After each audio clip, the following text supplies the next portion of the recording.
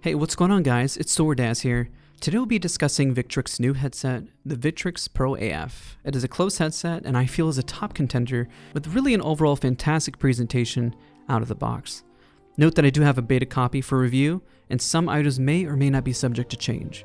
So this is really a headset that I can recommend to any gamer looking for a good balanced headset. I have utilized a Logitech, Astro, Sennheiser, and of course Razer. And this headset stands strongly in the top 10 for me. I think the cons are more creative ways of trying to get this headset to stand apart because the design is really simplistic and really doesn't feel intrusive. I mean, that could be a good and bad thing. This review will give more thoughts and impressions and discuss the pros and cons overall. I will leave the technical aspects in terms of sound quality as it is subjective in my opinion. I'm just going to try to get my best impressions and the best insight on the headset that you may be looking for. So let's start with the pros. You get a detachable microphone. I'm glad they're providing this in case you have your own microphone set up and you just don't like it or feels intrusive or you want it out the way. Microphone quality fits a good standard for communicating tournament play.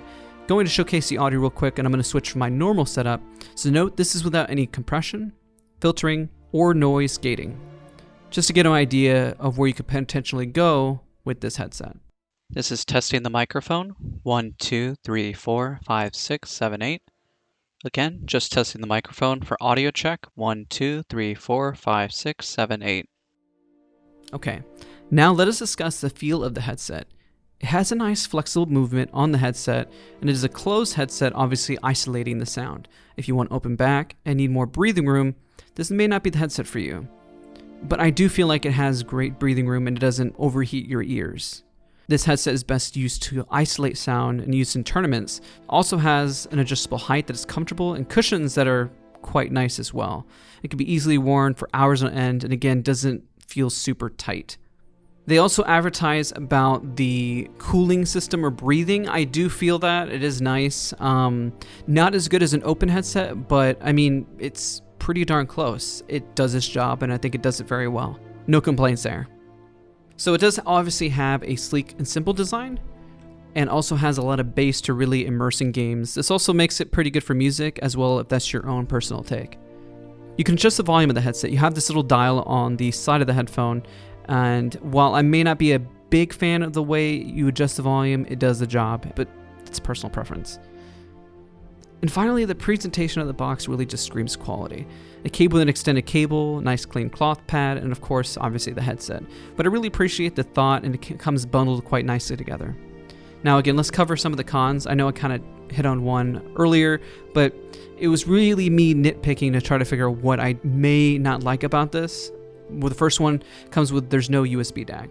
I noticed their other model does have one. This can clearly go through a USB DAC, no problem if you decide to set it up. I paired it with the Logitech one that I have for the Pro X, and it clearly is compatible and does adjust the sound. Now, if you do not like a lot of bass with your headset, I mean, this may not be for you. I marked it as a pro, but it can also be a con depending on what you like. But the bass is crisp. It's just the nature of closed headsets as well, is that they tend to have be more bassy. And if you want something a bit lighter, then you want more acoustic, then you go more open back. But then of course you lose the sound isolation. They try to pair that again with the cooling mechanisms that I mentioned above to try to get a best of both worlds situation.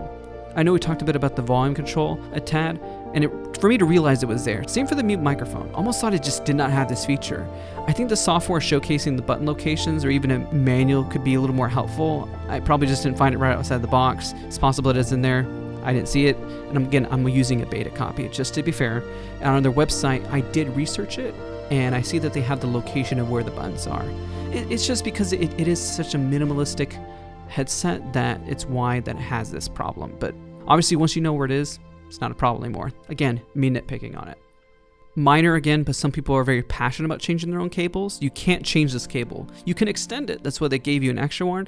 But if you are a real stickler and just hate the color, or you won't, want your own cable with it, then it's kind of a con. I think that really wraps up the covers this headset. I mean, my overall thoughts, I feel like the quality of the sound beats out most rivals of a headset. I know Logitech seems to be brighter with their sound, even though it's closed, while Victrix gives a lot more bass. I know when gamers are looking, some really want the immersion, and some people really want to kind of have the sound not be muddied out. This kind of gives a nice balance of the two. It doesn't really go one way or the other, And so that could be a good thing and that could be a bad thing depending on what you're really trying to look for.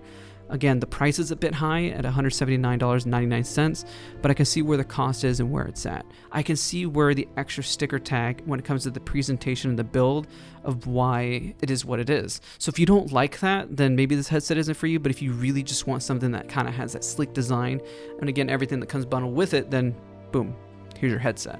So that's my thoughts. I try to be subjective as possible with the headset and really compare it. It's really good. It's really, really strong. It's a headset that if anybody asked me, I could just say, yeah, it's really good. It's easy to recommend. And I hope if you have any follow-up questions, hit me up in the comment section down below. I'd really love to have a conversation about this headset, since this is definitely one of my first products with them. Thanks so much for watching, and I'll see you guys next time.